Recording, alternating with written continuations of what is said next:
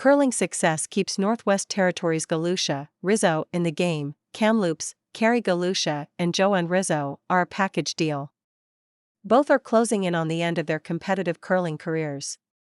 The recent revitalization of their Northwest Territories team makes it difficult to walk away. However, Kamloops, Kerry Galusha and Joan Rizzo are a package deal. Both are closing in on the end of their competitive curling careers. The recent revitalization of their Northwest Territories team makes it difficult to walk away, however. We're kind of in the same boat, Rizzo said. If we're going together. If we're staying together. In her 15th Canadian Women's Curling Championship, Galusha skipped the first All-NWT team to make playoffs last year in Thunder Bay, Ontario, winning 3 of 4 games to start this year's Scotties Tournament of Hearts in Kamloops makes the curlers feel calling it quits might be premature. That's the part that's reeling us back in, Rizzo said Monday, following a 14-8 win over Newfoundland and Labrador. The 59-year-old import player from Brantford, Ontario, throws fourth stones, with 45-year-old Galusha delivering lead rocks and calling shots.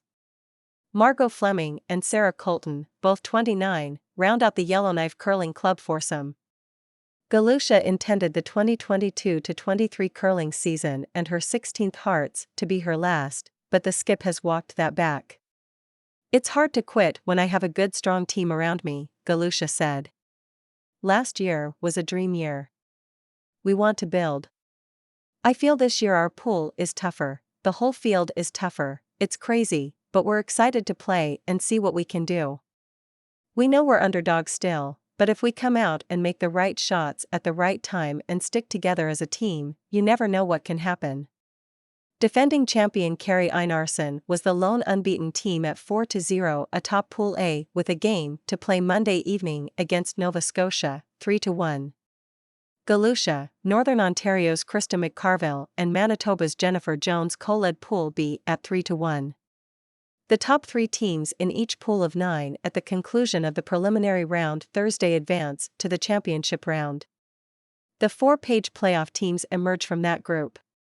Rizzo skipped a team in the 2005 Olympic trials and reached the 2013 trials final as Sherry Middagh's third. Galusha recruited Rizzo in 2019. After a few different lineup configurations, they landed on their current setup. It's given me a little more longevity, because if I didn't join this team I probably would have retired, Rizzo said. I'll just keep trucking along and see where it takes me. Rizzo carried the best shooting percentage of all fourth stone throwers into Monday's win over Stacey Curtis. Rizzo's numbers slipped in the win, but coming through a tight port for a hit to score 2 for a 2-1 lead in the second end had Newfoundland chasing the rest of the game.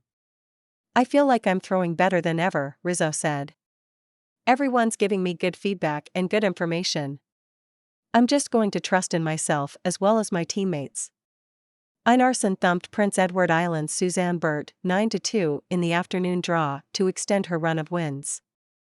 3-time national champion Rachel Homan of Ontario dropped to 2-2 in Pool B alongside Quebec's Laurie St. Georges following a 6-4 loss to Manitoba.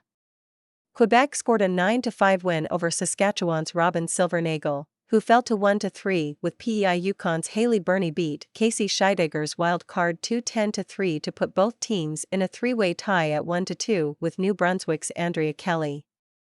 Off the ice, Galusha and teammates wore black hoodies featuring a custom design by Indigenous artist Kyra McDonald. We asked her design something that represented the North, Galusha explained. It has the red hand for missing and murdered Indigenous women.